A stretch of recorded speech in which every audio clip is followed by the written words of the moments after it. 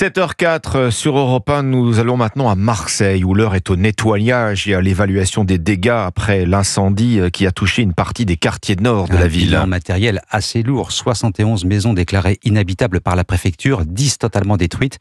Les experts en assurance sont déjà sur le terrain et pour les sinistrés, environ 400 recensés à ce jour.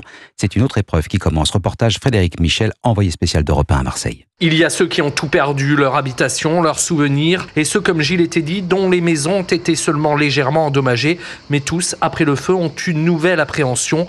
Est-ce que leur assurance va correctement les rembourser ? Oui, un peu, ouais. Pour savoir un petit peu ce qui va se passer. Vu qu'on a eu des largages de Canadair sur les maisons, on ne sait pas. Moi, je les ai appelés. Ils m'ont dit qu'ils prenaient en charge plein de choses, mais le truc, c'est sur la durée. Parce que là, pour le moment, il y a des choses qu'on voit, mais il y a des choses qu'on ne voit pas tout de suite. Et voir comment ça marche après, ce qui est pris en compte, pas en compte, c'est toujours compliqué avec les assurances. Cet habitant, dans le lotissement des Pennes Mirabeau, regarde son jardin jonché de cendres. L'assurance nous a contactés pour faire le tour de la maison et pour un peu regarder ce qu'il en est. Je les ai même pas contactés. Ça fait plaisir, c'est vrai, quand on voit ce qui se passe.